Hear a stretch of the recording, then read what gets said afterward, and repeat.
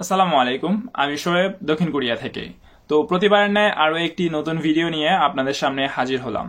তো আজকের ভিডিওটা আমি সাজিয়েছি হচ্ছে সবচেয়ে কম খরচে কিভাবে সাউথ কোরিয়াতে আসতে পারবেন, এবং সেটা হচ্ছে মার্চ ইনটেকের জন্য। আপনারা জানেন যে ইতিমধ্যেই কিন্তু শুরু হয়ে গেছে আমার নিজের ভার্সিটি দংই ইউনিভার্সিটির অ্যাপ্লিকেশন এর প্রথম রাউন্ড। তো এই প্রথম রাউন্ড, এটার হচ্ছে দুইটা রাউন্ড থাকে। এখন প্রথম রাউন্ড চলমান আছে, হয়তো 10-12 তারিখের মধ্যে শেষ হয়ে যাবে। এরপর হচ্ছে দ্বিতীয় রাউন্ড শুরু হবে হচ্ছে আপনার আর 1-1.5 মাস বা 2 মাস পর থেকে।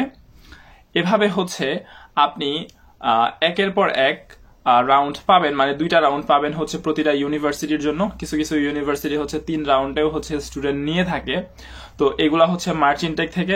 এখন যেহেতু সেপ্টেম্বর চলতেছে, তো সেপ্টেম্বর ইনটেকের অ্যাপ্লিকেশন সব শেষ, ভিসা পাওয়াও মোটামুটি সবার শেষ, এবং ক্লাসও শুরু হয়ে গেছে। তো এখন যেই কথাগুলো বলবো এগুলা মূলত হচ্ছে মার্চ ইনটেকের জন্য।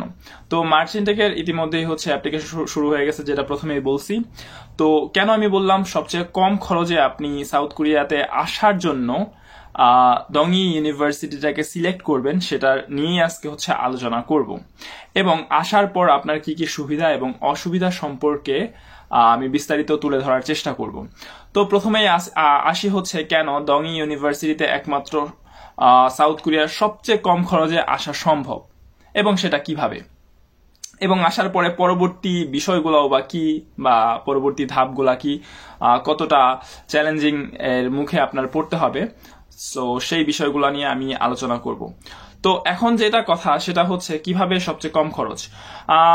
সাউথ কোরিয়ার এই দংই ইউনিভার্সিটিটা হচ্ছে আপনাকে 100% পর্যন্ত স্কলারশিপ প্রোভাইড করে ফর দ্য ফার্স্ট সেমিস্টার। মানে প্রথম সেমিস্টারের জন্য হচ্ছে আপনার 100% পর্যন্ত টিউশন ফির ওপর ওয়েভারটা দেয়। মানে হচ্ছে আপনি যদি 6.5 পান, তাহলে হচ্ছে আপনার প্রথম সেমিস্টারের যে টিউশন ফি সেটা পেমেন্ট করা লাগবে না। মানে সম্পূর্ণ আপনি জিরো টিউশন ফিতে প্রথম সেমিস্টারটা পড়তে পারবেন। অ্যান্ড আপনি যদি 6 পান, আইএলটিএস যদি আপনার স্কোর 6 থাকে, তাহলে হচ্ছে আপনি 50% স্কলারশিপ। তো এখন আমি একটু ধারণা দেওয়ার চেষ্টা করি হচ্ছে সাবজেক্ট ভেদে আপনার টিউশন ফিটা কেমন। তো আপনি যদি সায়েন্সের কোনো সাবজেক্ট নিয়ে পড়তে চান, এখানে হচ্ছে আছে আর্টিফিশিয়াল ইন্টেলিজেন্স, তারপর হচ্ছে আপনার software engineering, applied software engineering, এই সাবজেক্টগুলো, মানে সায়েন্সের যে সাবজেক্টগুলো আছে, এর টিউশন ফি হচ্ছে আপনার 40 লাখ ওন, বাংলা টাকায় হচ্ছে আপনার এইটা 3,70,000 টাকার মতো পড়তে পারে। তো এরপর হচ্ছে আপনার যে আর্টসের যে আর্টসের সাবজেক্টগুলোতে হচ্ছে আপনার টিউশন ফি হচ্ছে 28 লাখ ওনের মতো। তো যেটা হচ্ছে বাংলা টাকায় আপনার 2.5 লক্ষ টাকার মতো পড়তে পারে। এটা কিন্তু ফুল টিউশন ফি। আর কমার্সেরটা হচ্ছে 30-32 লাখ ওনের মতো হবে আর কি। তো এক্ষেত্রে হচ্ছে আপনার বাংলা টাকায় হচ্ছে মোটামুটি 2,80,000 মতো পড়তে পারে। তো এখন কথা হচ্ছে আপনার স্কোর যদি 6.5 থাকে, তাহলে হচ্ছে আপনার 100% স্কলারশিপ পাবেন প্রথম সেমিস্টারের জন্য। তাহলে 6.5 থাকলে আপনি 100% স্কলারশিপ পেলে আপনি যেই সাবজেক্টই নেন না কেন, আপনার কোনো প্রকার টিউশন ফি দেওয়া লাগতেছে না। কারণ বিদেশ যাওয়ার সবচেয়ে মানে বিশাল যে অ্যামাউন্টটা লাগে সেটা হচ্ছে আপনার টিউশন ফি পেমেন্ট। তো এক্ষেত্রে হচ্ছে আপনি যদি 100% স্কলারশিপ পেয়ে যান, সেক্ষেত্রে আপনার কোনো প্রকার টিউশন ফি লাগতেছে না। আপনি টিউশন ফি ছাড়াই কিন্তু চলে আসতে পারতেছেন। ভালো করে শুনবেন, আমি কিন্তু বারবার উল্লেখ করতেছি এটা শুধুমাত্র প্রথম সেমিস্টারের জন্য। অনেকেই হচ্ছে ভুল ভাবে যে 100% স্কলারশিপ বললেই আপনারা ভেবে নেন যে এটা মনে হয় যে সব সেমিস্টারের জন্য। না, বিষয়টা কিন্তু এরকম না, শুধুমাত্র প্রথম সেমিস্টারের জন্য।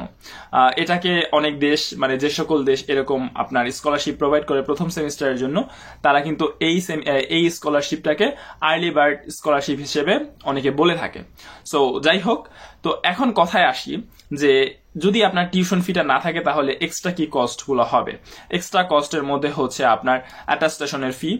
অ্যাটাস্টেশন করতে মোটামুটি আপনার 2,000 টাকার মতো খরচ হবে টোটাল।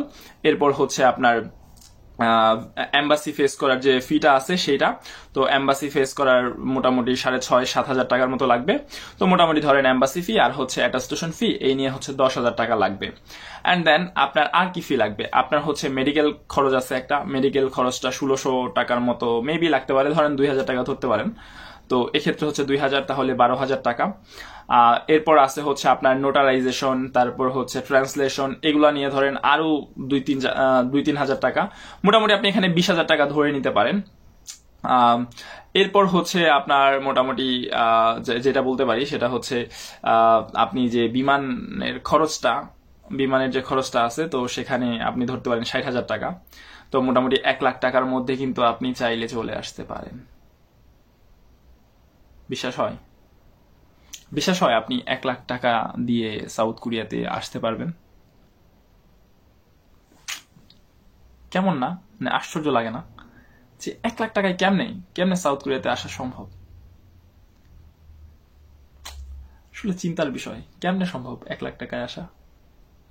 সম্ভব হবে, সত্যি কথা সম্ভব হবে। ও আরেকটা মিস করে গেছি, সেটা হচ্ছে অ্যাপ্লিকেশন ফি। তো অ্যাপ্লিকেশন ফি 6-7 হাজার টাকা হচ্ছে, 6,000 টাকার মতো মনে হয় এই দংই ইউনিভার্সিটির। সো মোটামুটি 1,20,000 বা 1.5 লাখ টাকার মধ্যে আপনি চলে আসতে পারেন হচ্ছে সাউথ কোরিয়াতে। ইয়াস, ইটস পসিবল। আপনি যদি নিজে নিজে সবকিছু করেন, আসলে এটা পসিবল। বিশ্বাস করেন, এটা পসিবল। এটা ইম্পসিবলের কিচ্ছু না। আমি যদি সব মিলেও ধরি, 2 লাখ টাকার উপরে কোনোভাবেই লাগবে না। ইয়েস, আপনি আমাকে খরচ দেখান, আর কোথাও যদি পারেন খরচ দেখাতে তো খরচ দেখান। আমি তো দেখি না কোনো খরচ আছে। আপনি শপিং এর খরচ ধরবেন, সেটা আপনার কাছে। আপনি আইএলস এর পরীক্ষার খরচ ধরবেন, ওইটাও ধরতে পারেন। তো সেক্ষেত্রে বাড়তে পারে, বাট মূলত আপনার আসতে তো 1.5-2 লাখ টাকার বেশি লাগতেছে না কোরিয়াতে। যদি আপনার 0.6-0.5 থাকে, তাহলে তো 2 লাখ টাকার বেশি আমার লাগার কথা না।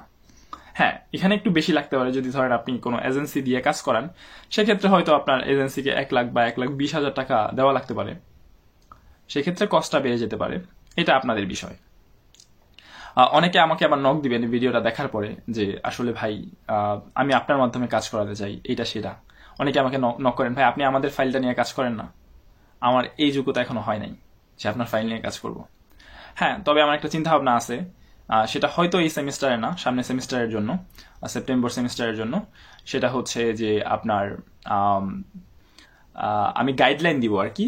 সেটা অবশ্যই পেইড গাইডলাইন হবে। আমি একটা গ্রুপ খুলবো, যে গ্রুপে অ্যাড হওয়ার জন্য আপনাদের মিনিমাম একটা কস্ট দিয়ে আমাকে অ্যাড হতে হবে। সেখানে হচ্ছে আমি সকল প্রকার প্রসেসিং এর সকল প্রকার গাইডলাইন আমি দিব, তবে সেটা মাগনা না, টাকা দিতে হয় আপনাকে। অবশ্যই আমাকে প্রথমে পেইড করে তারপরে হচ্ছে গ্রুপে অ্যাড হতে হবে। তো যত সমস্যা আছে আমি ইনশাল্লাহ ওইখানে হচ্ছে গাইডলাইন দেওয়ার চেষ্টা করবো, আর আপনি সেক্ষেত্রে নিজে নিজে অ্যাপ্লাই করে চলে আসতে পারবেন। তো আজকের ভিডিওটা এ পর্যন্তই। ভিডিওটি ভালো লাগলে অবশ্যই লাইক, কমেন্ট, শেয়ার করবেন, এবং চ্যানেলে নতুন থাকলে সাবস্ক্রাইব তো করতেই পারেন। আসসালামু আলাইকুম।